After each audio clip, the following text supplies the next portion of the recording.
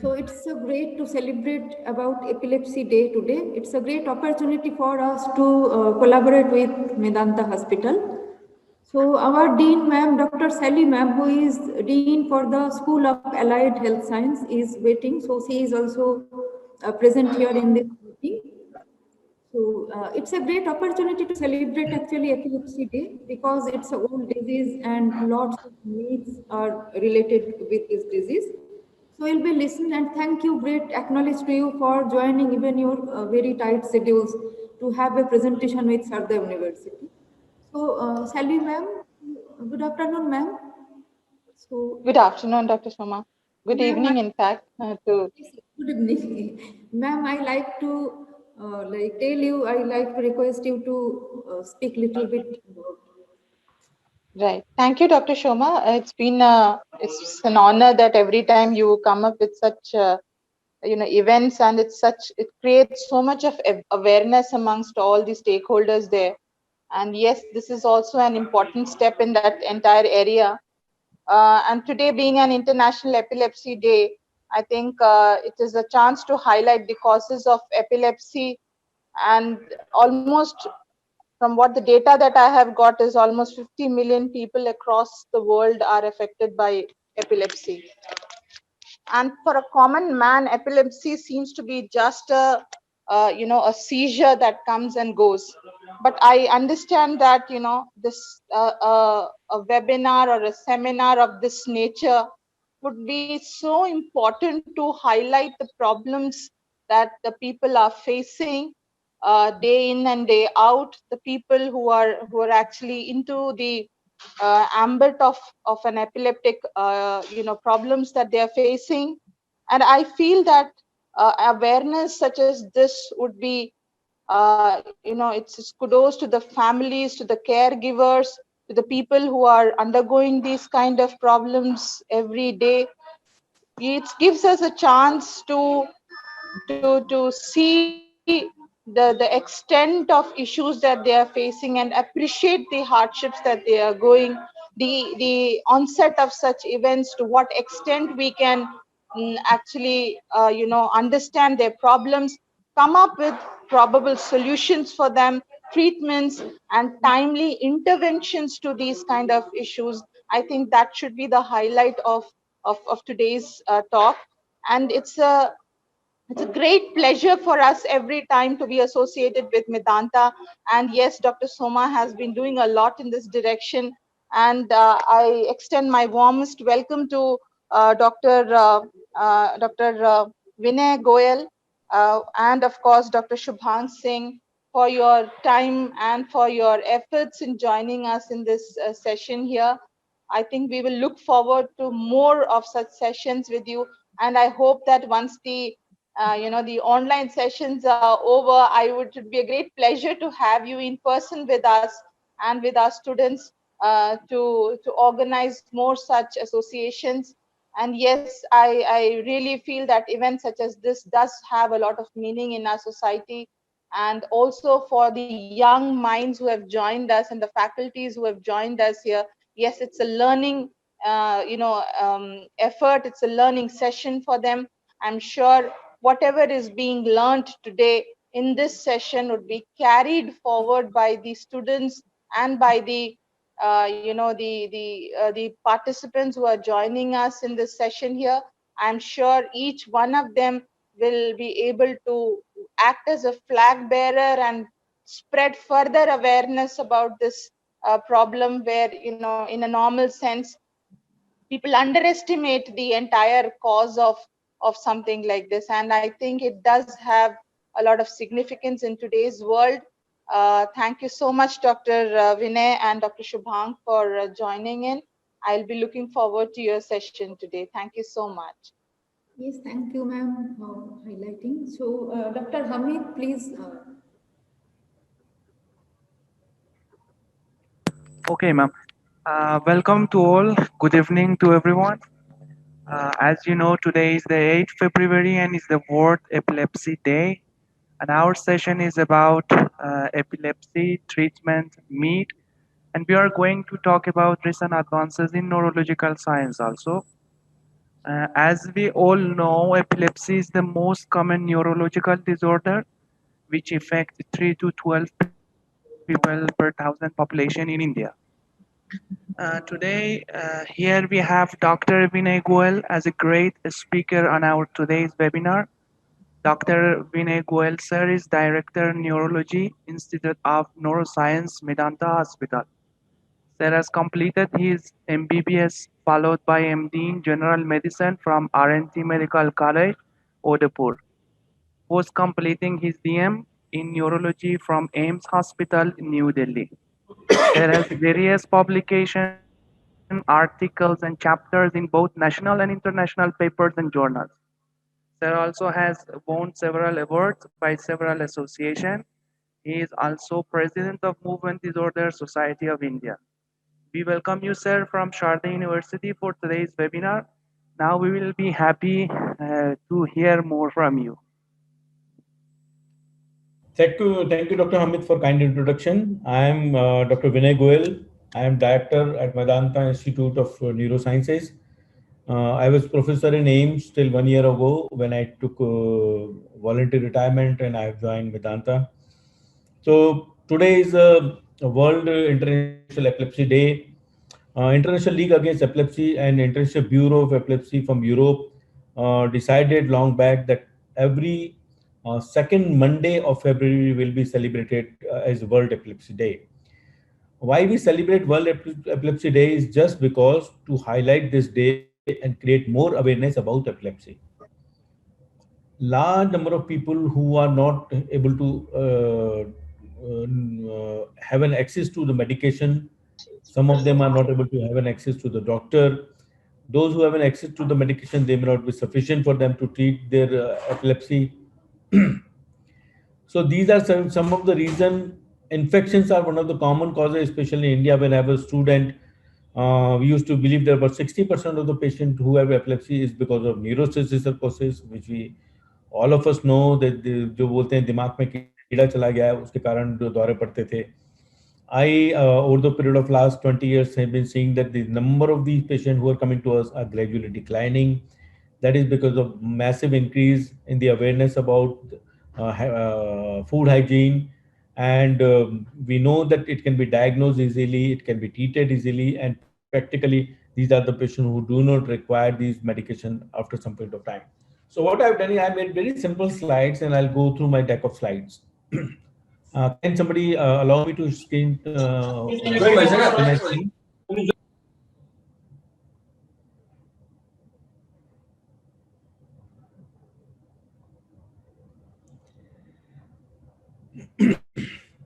I can't share my screen still. Just a second. Yeah.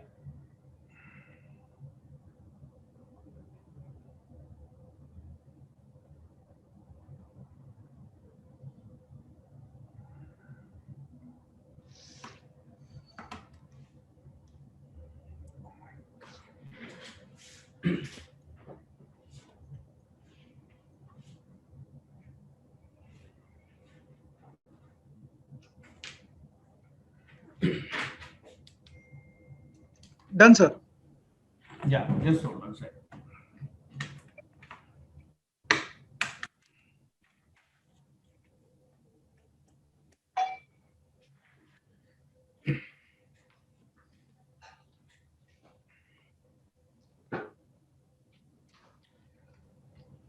We can see, sir. Yes, I bring greetings from Medanta Hospital, from Neurosciences Institute, Medanta. Today I'm going to talk about early diagnosis and treatment, why we should diagnose early, what is epilepsy. So what is epilepsy? Epilepsy is a seizure, it's a transient occurrence of signs and symptoms due to abnormal, excessive or synchronous neural activity in the brain. So normally there is a brain activity which is going on, but there is a suddenly burst of new abnormal activity in the brain, and that can manifest as epilepsy. How they manifest is a different point of view, which we'll discuss little later on. So when you call an epilepsy, when there are two unprovoked seizures in a given patient, then you call it an epilepsy. So this, as you could see from here, these are epileptic discharge. At the beginning, there is a normal discharge, and then you could see there is an abnormal discharge which is happening in the brain. As one of the speakers was mentioning, there are 50 million people who are suffering around the world with epilepsy, and 85% of whom are in developing countries. Though India is gradually losing this tag of developing countries, and we are going to be one of the leaders in the world. So that's the time we need to take care of the health. So our number should not come into this list. At least 50% of the seizures begin in childhood or adolescence. So that's the time most of these patients will have it. The prevalence is 3.38 per 100 per 1,000 patients, which, especially in children, which is a very large in number, and prevalence is 1% of the population. There are higher rates in developing cancer. As I mentioned, the commonest cause used to be neurocystic sarcosis. There are 10 millions of 1 crore cases of epilepsy which are present in India at some or other stages. Incidence is around 0.7. And incidence is higher among young and elderly, for which the trauma and neurodegenerative disorders takes the cause. So what are the different causes? You can have an idiopathic epilepsy or genetic epilepsy because of localized and related epilepsy or idiopathic sociedad. These are some of the idiopathic syndromes, out of which juvenile myoclonic epilepsy is one of the most important syndrome. Whereas you could have a symptomatic epilepsy, which could be lesion in the temporal, frontal, parietal, occipital lobe, or there are symptomatic syndromes like West syndrome and Lennox-Gastaut syndrome. And in about some of the person, you may not be able to find out cryptogenic epilepsy, but now the cryptogenic epilepsy with the advance in the diagnostic tool may not be a larger number. So let's look at this. Idiopathic or cryptogenic cause around 65% of patients. Vascular is 10%. Congenital is 8%. Trauma is 5%, which is quite preventable. Neoplastic is 4%. Neurodegenerative disorder is 3.5%. And infection is 2.5%. But this is not in Indian data. If I have to have in this Indian data, large number will be related to infections in the brain. What are the differential diagnoses? We should not jump to any loss of consciousness as epilepsy. What we need to do is we have to diagnose some of the other conditions which may mimic like epilepsy. So what are they called? They are called epileptic mimics. So syncope is one of the commonest, in which suddenly there is a fall in blood pressure. Fall in blood pressure, which can be because of vasovagal. It can be micturition syncope. Micturition syncope is classically at any age. So after voiding urine, patient feels giddy and suddenly falls down. It is not an uncommon disorder, and those who have it, they have it again and again. So it's very important to diagnose micturition syncope. Otherwise, these patients have been treated like epilepsy, though it is not an epilepsy. The cardiac disorder, especially cardiac arrhythmias, that will lead to decrease in blood pressure and patient will become unconscious. Metabolic or endocrine disorder, especially hypoglycemia, hyponatremia, are two important causes in which there could be loss of consciousness and patient may be misdiagnosed as epilepsy. TIA, cataplexy, narcolepsy, basilar migraine, or Meniere's disease, episodic ataxia, movement, even simple vertigo. They are some of the disorders which are wrongly diagnosed as epilepsy, and patient and they keep on taking the drug because they are being diagnosed wrong, and again episodes happening. Psychogenic movement disorder, this epilepsy is also one of the important cause, and I must tell you, those who have refractive epilepsy, about 25% of them may have associated psychogenic.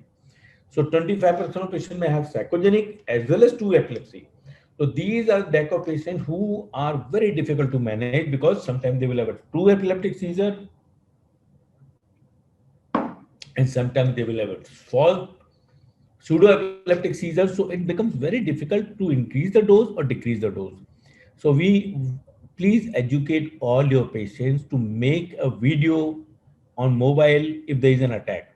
So when they go to the doctor, they can say, this is the type of attack which is happening, which doctor can easily diagnose this is a true seizure or a pseudo seizure. Now we all know there is a new classification which was published by ILA on 2017. And this looks like an old classification we used to read when we were in undergraduate time. So now they call it focal onset. Focal onset could be with awareness or without awareness. It could be generalized with motor, tonic-clonic, and other type. Or it could be unknown epilepsy, which could be motor, tonic-clonic, and then unclassified. So what are these different epilepsies? Let's look at some of the pictures. Focal onset with awareness. It means it is a focal onset. So if it is start from the motor cortex, it will produce tonic movement or clonic movement of one limb or one part of the face or leg. So it could be grimacing, it could be upper limb or turning of head. So if it comes from a sensory cortex, then patient may have a tingling, numbness or sensory phenomena. If it comes to occipital, then you may have a visual phenomena. But if it's comes from autonomic system, then patient may have a sweating, epigastric pain, flushing. So these are some of the symptoms. Some people say, I get pain abdomen and then become unconscious. So it could be an autonomic seizure, what we call an abdominal epilepsy. Focal onset could be without awareness, what previously we used to call it complex partial seizure. When I say complex partial, it means during onset of seizure, the patient loses contact with surroundings. Can Mr. Atul stop the sound?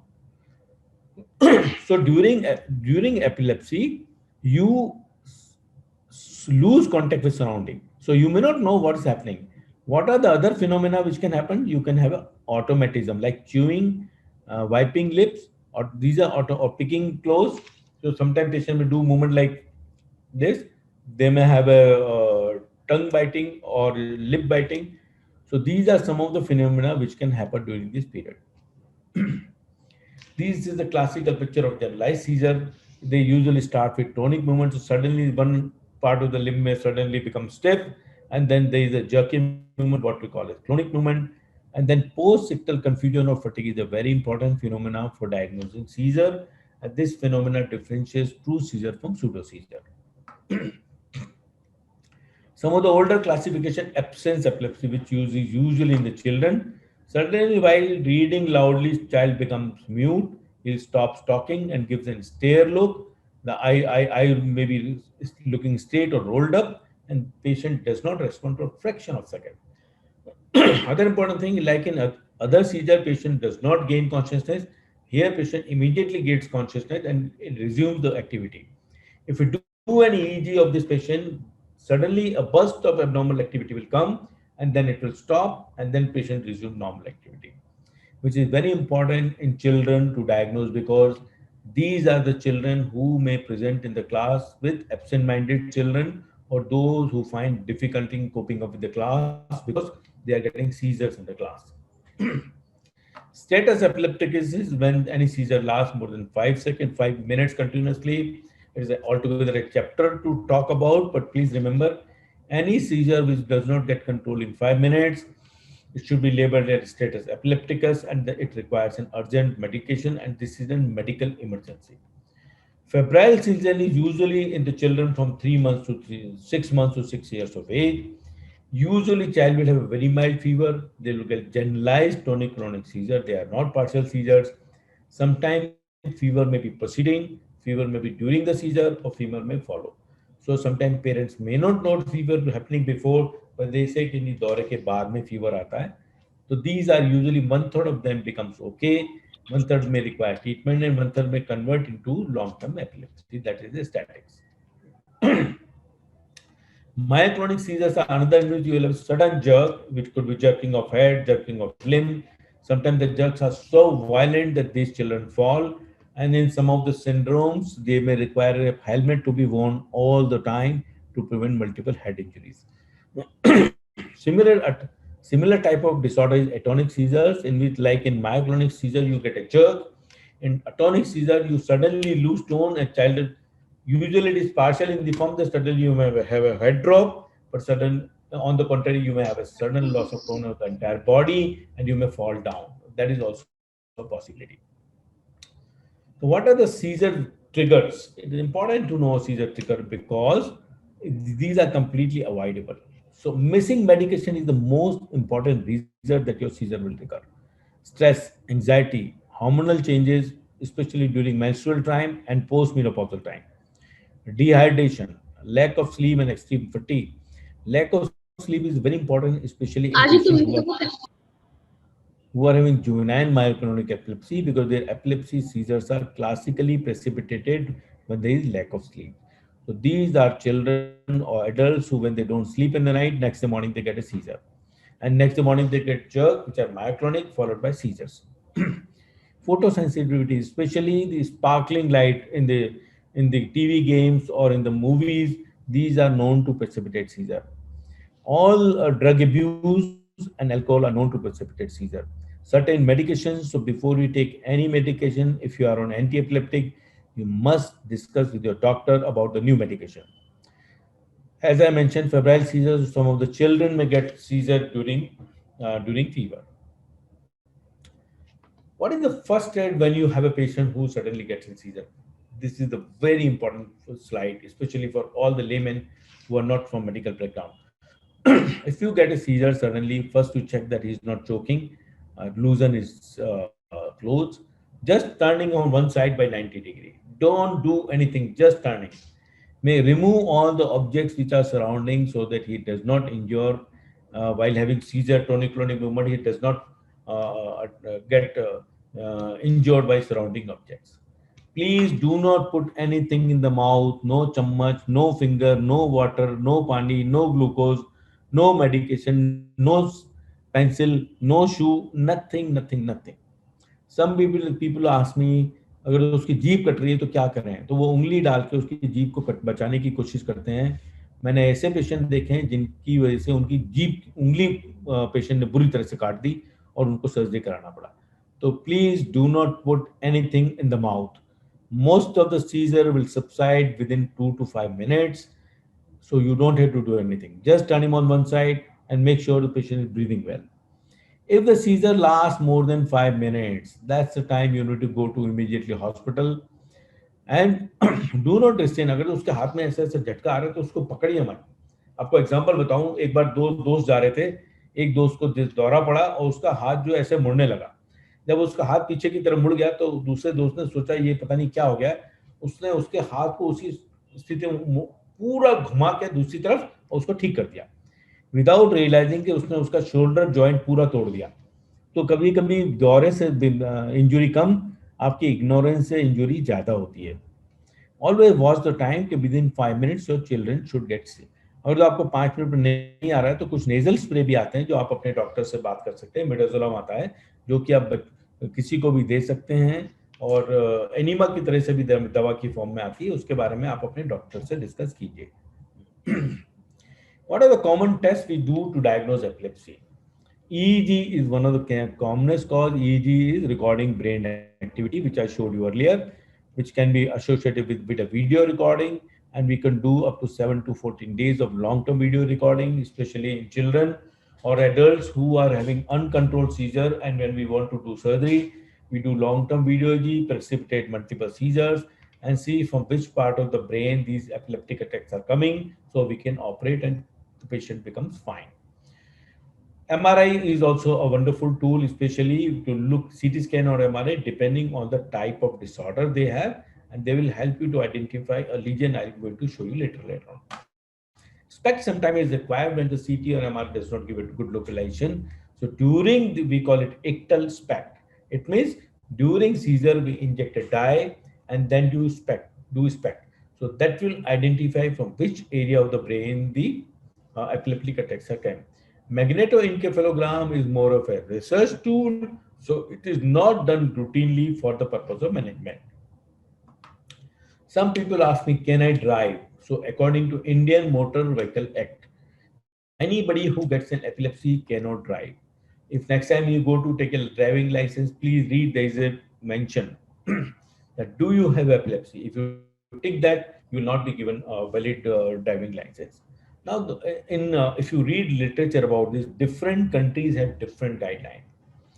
I must mention this, about 10 years ago, the epilepsy rule was, it was connected with lunatics. And I'm sure we understand the word lunatic. So that was the state of this disorder. Because of thanks to Indian Epilepsy Association and Indian Epilepsy Society, they worked hard with the government, and this term of lunatic has been removed from their laws, and it is epilepsy is defined separately. But currently, unfortunately, we do not recognize epilepsy as a different disorders. All epilepsies are clubbed together. So somebody gets an epileptic attack, he will lose license forever. So we were on driving. So discuss with your doctor whether it is safe to drive. But I would suggest to everybody who has an epilepsy, they should avoid driving because it's not only dangerous for himself, also but by the co-passengers and people on the road. Epilepsy in pregnancy is another important factor. All the childbearing age female should discuss before planning pregnancy with your doctor that I have an epilepsy, I'm taking these drugs, which so doctor will decide you what are the drugs which are safe for pregnancy, when you should plan pregnancy. In a given circumstances, if you're doing fine, you do not delay your pregnancy just because you have an epilepsy. So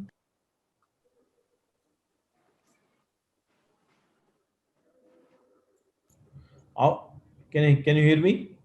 Yes, sir. Yes, Yes. sir. Outcome in most of the pregnancy is Yes, good. sir. Please note this message. Outcome of most of the pregnancy is very good. So patients with epilepsy can have normal pregnancy. That's the message I want to give. Patient need drug modification and drug like Valproate we always avoid, but even Valproate up to 600 milligram may not be very harmful because in some of the epileptic Okay. syndromes, Valproate is very important drug and that gives a better control than any other drug. All the patients with childbearing age, those who are epileptic, must take folic acid because that will prevent these child abnormalities. And folic acid, and you should not start folic acid when you become pregnant. You have to take a folic acid with all the anti-epileptics whenever you are in a childbearing age, whether you are planning pregnancy or not, because quite large number of time the pregnancies happen suddenly. And if you are not on folic acid, so during child development time, folic acid is not there, then there are teratogenic effect of the drug will happen. If somebody gets pregnant, please do not stop drug. Do not stop drug. Why? Having seizure during pregnancy causes more damage to the child than the drugs. Please remember this. So drugs are not dangerous that much as having epileptic seizure during pregnancy. So nobody should stop drug when they get pregnant. Please continue your medication. Please go and talk to your doctor. You may require change of medication or change in dose of the medication, but please do not stop drug when you become pregnant.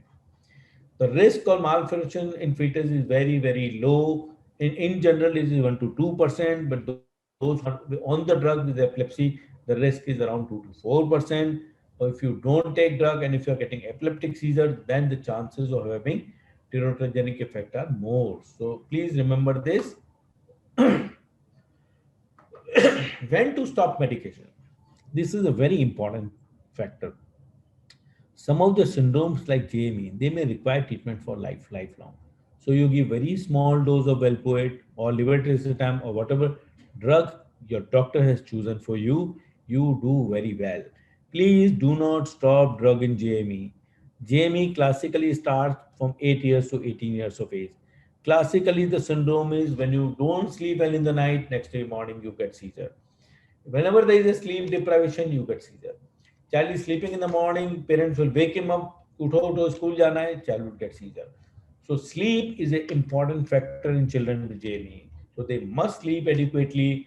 वो रात को पढ़ने के बजाय दिन में पढ़ें. कभी रात में जगना है तो उन सबके लिए मेरी एक मैसेज है कि प्लीज दिन में सो जाइए 2 घंटे के लिए. तो रात में शादी में गए, फंक्शन है, और उस दिन रात को डॉक्टर से बात करिए क्या मैं एक्स्ट्रा डोज खा सकता हूँ जिससे रात में दौरा पड़ने के चांसेस कम हो जाए. किसी भी पेशेंट जो उनको एपिलेप्सी है और जो दवा खाते हैं उनको अपने डॉक्टर से कंसल्ट किए बगैर दवा नहीं बंद करनी चाहिए. हर मरीज का अपना कोर्स होता है. जनरली हम 3 से 5 साल की दवा देते हैं, लेकिन ये 3 से 5 साल क्या कौन से पेशेंट के लिए ये डॉक्टर डिसाइड करता है आपके different type of epileptic syndrome को देखकर. If you have a structural lesion, for example, you had a head injury and there is a scar in the brain, there is a calcification in the brain, you had a stroke, you had a seizure, there is a lesion in the brain, you may require long-term therapy. So please do not judge by 6 months, 2 years, or 3 years. Sometimes repeat EEG and MRI is required to see whether you can be stopped the drug. Sometimes it is 3 years, you never had a seizure, but when I do your EEG, I find you are still having epileptic discharges in your brain, then I should not stop your drug. Similarly, for example, NCC is a classical example. When you repeat MRI and if your NCC is completely gone, I would like to taper off your drug and stop it. But sometimes there are more lesions that are appearing, though you may not be able to taper your drug. So please remember this factor. Can epilepsy be cured? It depends what is the reason for this. But I must take it. Most of the patients, epilepsy can be controlled. That is the important message. Some childhood epileptic syndrome, they resolve itself by adulthood. So they may not require long-term treatment, or sometimes they may not require even a treatment. So expert will tell you whether these children require treatment or not. In about 15 to 20% of the patients who are refractive epilepsy, they may, I will show you some of the diagrams where it is best they can be operated and those structural lesions can be removed and the epilepsy is relatively controlled. But please remember, most of the patient need medication continuously to control seizure.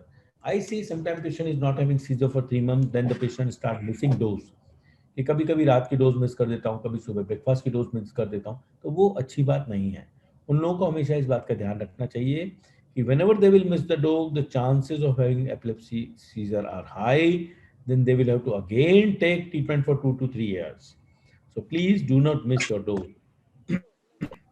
Sorry to disturb you, sir, but there is some, आपके slides में sir एक और चीज आ रही है, वो colors वाला. So they won't be able to see.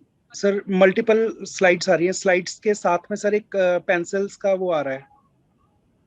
Oh, I'm sorry, ये तो मुझे नहीं दिख रहा था. गया वो? Yes, sir. Yes, now fine, sir. Okay, is it okay now? Yes, sir. Perfect. So I think we discussed this point. So how do you manage? First and most important thing is correct diagnosis of epilepsy. So you have to exclude disorder which may mimic like epilepsy, which I mentioned in my earlier slide. For treatment, there are large number of anti-epileptic drugs. I'm not mentioning them here because there is a whole list of anti-epileptic drugs. For every patient, the epileptic drug which is required is different. So please do not cross medicate. मेरे को ये दवा suit करती है तो आप भी ये दवा खा लो, ऐसा एपिलेप्सी में कभी नहीं कर सकते हैं, क्योंकि all the epilepsies are different and every individual epileptic syndrome may require different medication. Please remember this. Okay. Then epilepsy education. It is very important. Whenever you prescribe a drug, educate family, educate patient, educate friends. I must tell you, especially those students who have epilepsy, please, parents must go and tell their teacher the child is having epilepsy, educate them about epilepsy. If required, get a consultation with the doctor so that in case of need, the teacher will be able to help. The student's close friend must know about this so that in case of eventual event, the child's friends can help him. Patients with epilepsy are sometimes not treated well, so that causes a lot of psychological trauma. Let me tell you, epilepsy is also any other disorder. Do not mistreat people with epilepsy. Do not misunderstand them. Because they lose unconsciousness, so they don't have to be neglected. Rather, they need your support. They need your love and care. So please do not neglect if you see anybody with epilepsy. You don't have to be scared about it. Sometimes it is frightening to see that patient's mouth is open and is jerking. Please do not frighten from them. They are not injurious to anybody. They sometimes don't look good, but these seizures will stop in a minute or two. Please help them that they do not get injured. If they are at a site where they can injure, please drag them rather than lift them. Early detection of seizure is very important. Let me tell you, every seizure causes brain cell death. Please remember that way. So more number of seizure, more number of brain cell death, more number of seizure, it will be more difficult to control them. So early you diagnose epilepsy, early it can be treated well. It will not be go into refractory phase.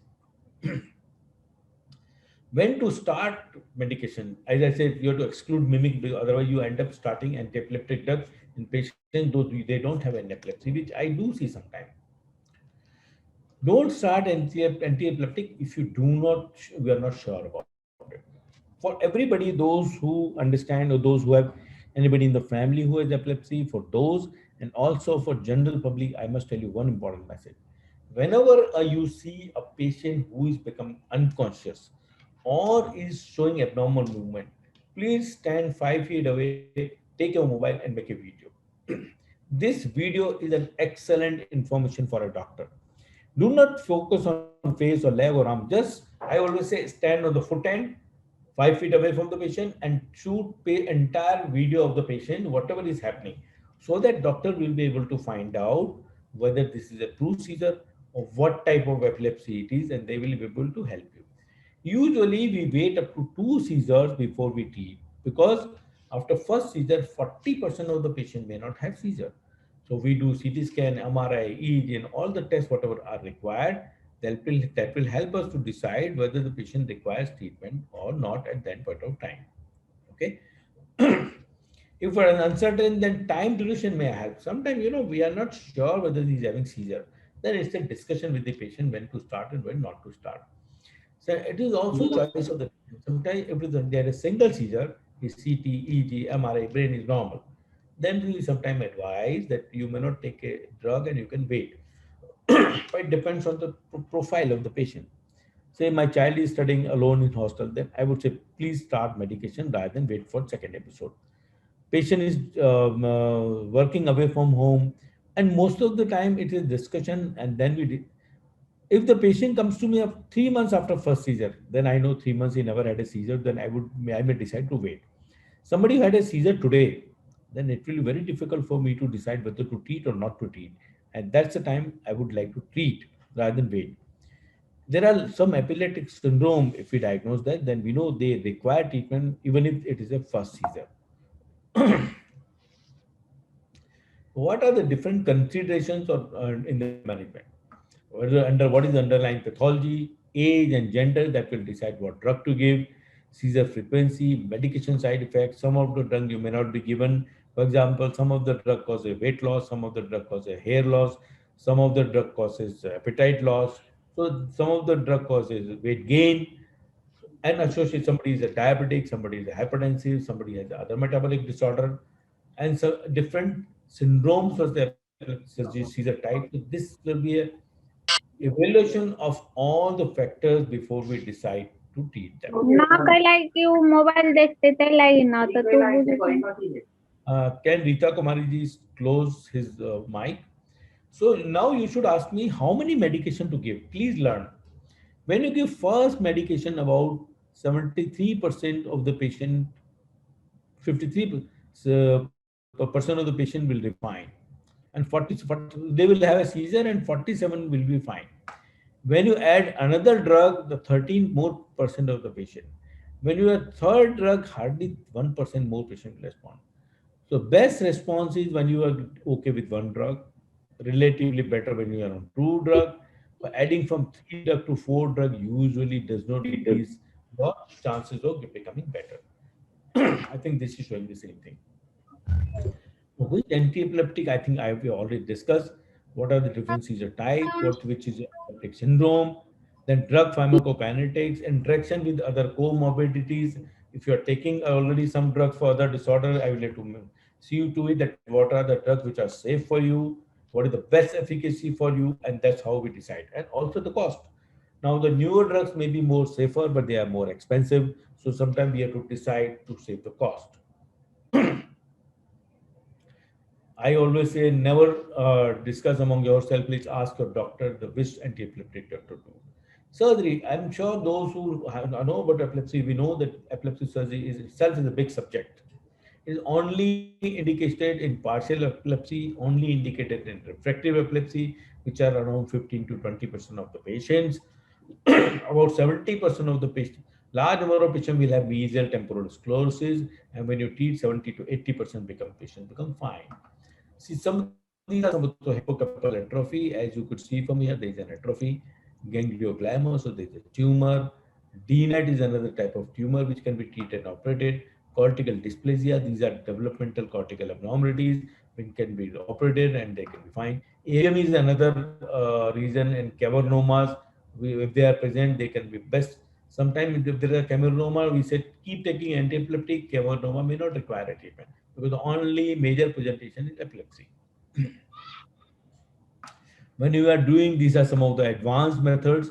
You put a grid, they are like electrode wire, you put it on the brain surface and identify the bit. For example, this area of the brain may be throwing seizures, we can cooperate and remove this part of the brain. And this is a technically high quality of surgery where you need expertise to decide and how to do surgery. Sometimes, there is a girl who was 12 years, she was having anxiety attacks. Psychiatrist has witnessed this attack and he suspected seizure. He advised to do an MRI brain and there was a lesion in the temporal lobe. And this was operated and child becomes fine. So this is an example of mesial temporal sclerosis. So let me open the session for the house and then I can take questions if there are any. If you still have a query, you can send an email to me on drvinaygoyal@gmail.com. Thank you very much for patient hearing. And I'll stop sharing my slides and let it be an open forum. And if there are questions from the audience, I will be happy to answer them.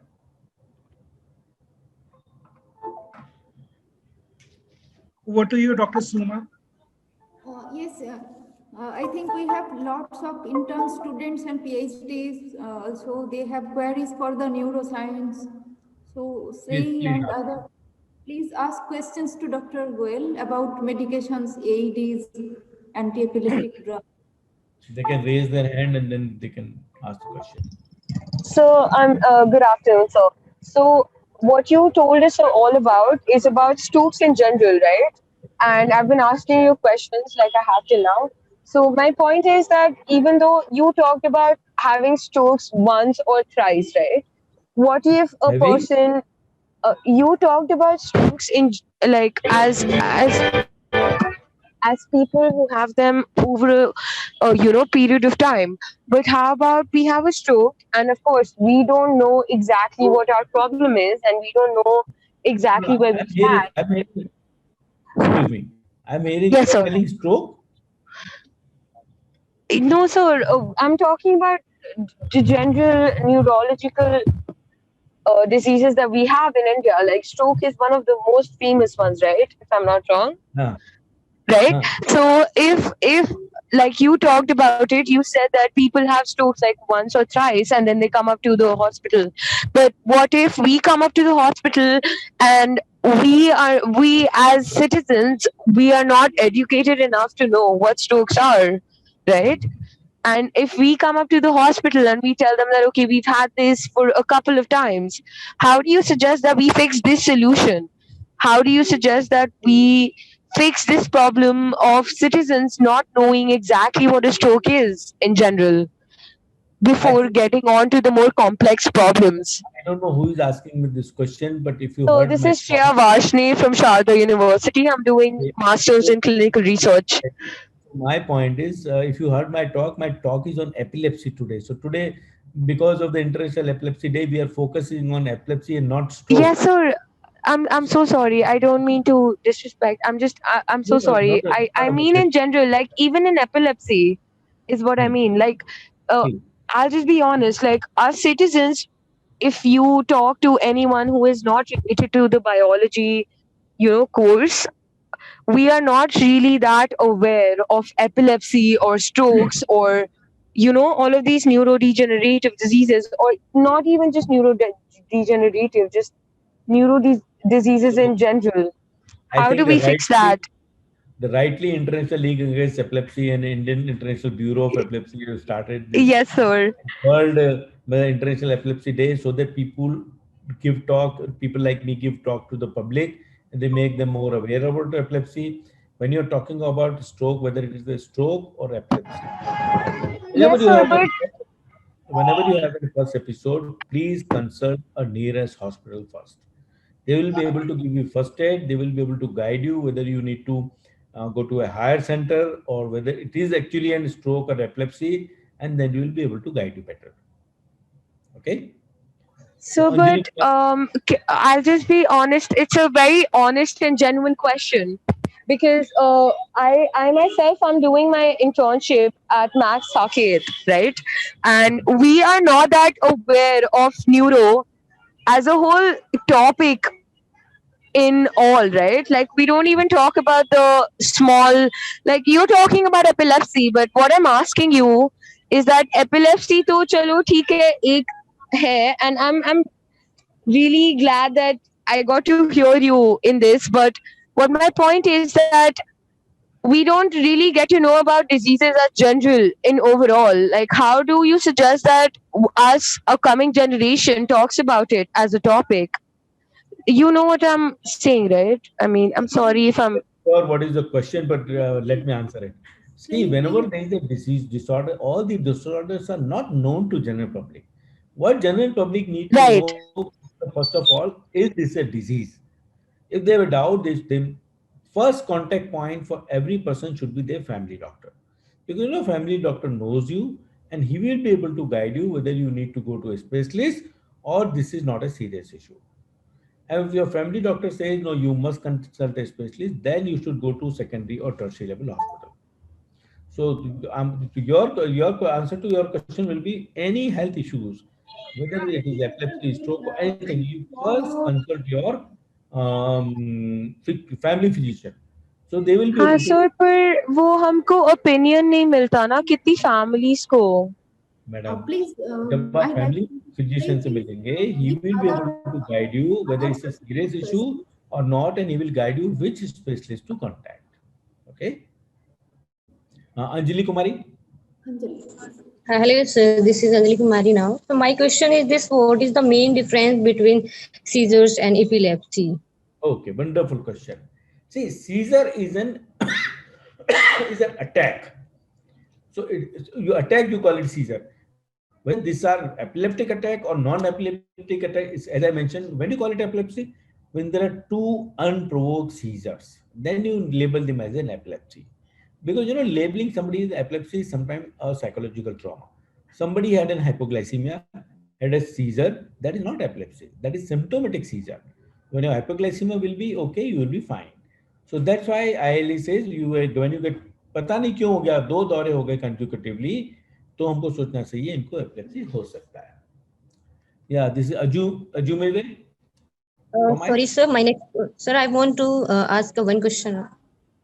Next. This Anjali, yeah. So, what is the main difference between the what is the causes of the epilepsy? Main causes. I think I mentioned in my slide. You missed that slide. There are large number of genetic disorders. There are large. I mentioned this that there was a diagram which showed the different type of infection, trauma, stroke, drugs. Large number of etiology can cause epilepsy. Yeah. Next.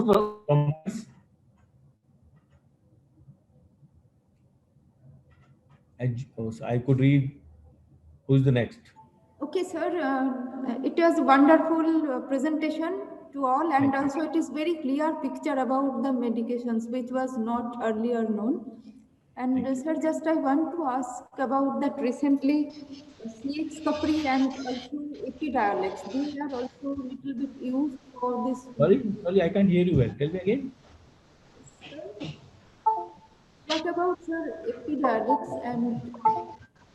I'm not clear. What are you saying? Epidiolex, like cannabinoid, CBD, and also like CX Capri. Like recently, these are the new drugs which is suggested. So Let me tell you, I'm not able to hear you well, ma'am. Can you write the question in the chat box, please? Actually, mom is asking about cannabinoids. Cannabinoid is not an anti-epileptic, first of all. And cannabinoid is a drug abuse. There are different indications for which different countries have approved cannabinoids for different disorders. This is not the point of discussion today, but let me say cannabinoids have never been used to treat epilepsy. This I can say here. Next, please. Yusuf Ali. So I was asking, like, epilepsies, can it be caused by stress? As I mentioned, stress itself will not cause epilepsy. you need a brain insult to cause epilepsy. But stress can precipitate somebody who has an epilepsy, stress can precipitate, that we know very well. So all the patients who are taking drugs for epilepsy and those who are suffering from epilepsy, please do not take stress. It's so easy to say. So you need to do regular yoga, your exercise, keep your remain mentally strong. So these are some of the things which you can do and prevent these things. Mr. Bhaskar Sharma. Next, Bhaskar Sharma. Hello. Yes. So very good evening, Bhaskar this side. So I have a question. Does excitement, deep grief, or some other strong emotion predispose the person to the seizures? No, they will not be disposed. But as you mentioned about it, that excitement. See, there is an abnormal brain activity. That is seizure. So if you are doing any activity which can be exciting or what you mentioned about it, so that may precipitate decrease the threshold of the brain and may precipitate seizure in a patient who is prone to it. Okay. Astha Jindal. Okay, thank you, sir. Welcome. Hello. Hello. Sir, good evening. Sir, I just want to ask, like, what kind of food we should avoid if we have epilepsy? So let me tell you, there is no food which you should avoid. All the foods are equally safe in patients with epilepsy. There is one concept of ketogenic diet, but this is not the point of topic today because that's another absolutely a talk. So you can have everything what you like. Hello. Naeem. Yes, next. Yes. Naeema. Okay. Sir, hello, sir. Anjali Kumari want to ask one question. So, if a woman carry a baby in her womb, so how is the chance of the epilepsy go through the baby or not? No, there is practically no chance until unless it's a syndromic diagnosis. The baby is practically fine. Okay. It is not genetically inheritance. Sure, sure. Practically. If I am not wrong. Practically no. Okay. Sani Musa.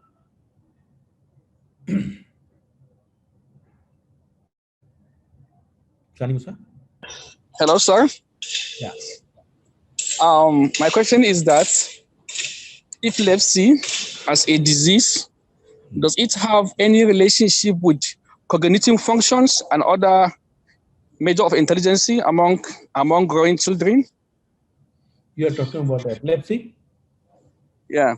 Does it affect the cognitive functions and other IQ and maybe level of intelligence of growing children? Or Wonderful. Your question is the patient who has epilepsy, does it affect his cognition or intelligence? That's the question? Yes, sir. Yes. So let me tell you, most of the epileptic disorders do not affect cognitive functions, but quite some of the drugs causes cognitive dysfunction. Some drugs cause sedation, some drugs cause cognitive dysfunction. So it is very important at the time of prescription that you discuss this point with your doctor, that is especially in children or students who are studying. If they get a drug which is causing sedation, they will have a poor learning abilities, they may have poor remembering power. So that can be taken care when you prescribe the right drug. Naima Dabu. Yes, good evening, sir. Good evening. So, sir, my question was, you mentioned that epilepsy, I think the best way of detecting epilepsy is by medical imaging, especially MRI. Is that true? See, epilepsy, no, you cannot diagnose epilepsy by MRI. You do MRI to find the reason for epilepsy. Epilepsy is best diagnosed by clinical history. That's why I mentioned, if you see somebody having epileptic seizure, please make a home video. Best is to make a mobile video, which you can show to your doctor, and doctor will be able to guide you, but this is a epilepsy or something else. Okay. Mr.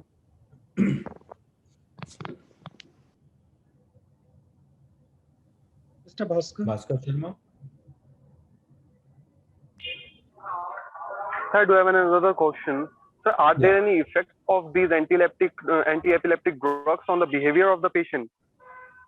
Yes.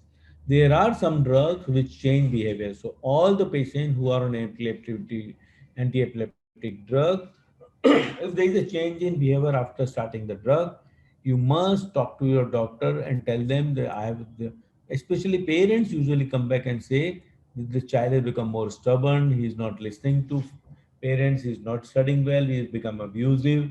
So that's the time doctor will think, is it related to drug? And that will help you to reduce the medication and behavior will be taken care. Assume Sure. our Thank you, sir. promise. Welcome. Yes. Any more questions? Hello, sir. Yes. So I want to ask, which vitamin is the best for epilepsy? Which vitamin? You are Yeah, asking is the $1 million best for question. If there would have been a vitamin which can treat epilepsy, I would not have been talking here. And everybody would have been taking vitamin and they would have been fine. But let me tell you, some of the children have like this B6 deficiency, biotin deficiency. These are some of the vitamins which can cause epilepsy in children. But that's not a common thing. They are rare disorders. But in general, no vitamin is required for treatment of epilepsy. One thing. Second thing, female in childbearing age when they are taking anti-epileptic drug, all of them must take folic acid 5 milligram to prevent teratogenic effect of anti-epileptic drug. Is it clear? Yeah. Anjali Kumari. Yes, sir. Someone asked just what epilepsy की खाना का मतलब proper क्या protein ले है ना like तो I want to ask that. Oh yes, our diet. Normal healthy diet is good enough. Yeah. My question is that if someone like any child or in adult stage, if anyone not taking the proper food, it can cause like epileptic or not? No. Food has nothing to do with epilepsy. Okay, sir. Yeah. Any more question? No, sir. Thank you, sir. Welcome. Okay, sir. Thank you all for participating. And then Dr. Goel, it's a great opportunity to have listened from you about the clear picture about epilepsy and epileptic awareness and what to do. Actually, there was lacking in the information. So I think all audience are now very clear about epilepsy and they should know that they can live life with medications and it is curable also. So it's a great information from Medanta and of the Sardar universities. It's a great opportunity to listen from Dr. Goel. And thank you, Abhishek, also for organizing and like within very short time for this event. And Dr. Shubham also for... It was not short time, it was ultra short time. Still, the PPTs are very good and it is easy to understand. So for all of us. So Yes. thank you, sir, for, and we expect... Still, if there are any more questions, as I mentioned, my email is drvinaygoel@gmail.com. You can mail me. I will be happy to answer that. If I do not answer in 48 hours, please email me again because sometimes it gets missed. Yes, okay. Thank you, sir, for joining. And thank you all. Thank you, Abhishek, and all the participants from Sardar University. It's a great... Thank you, everyone. I bring greetings from Vedanta and thank you for listening to my talk.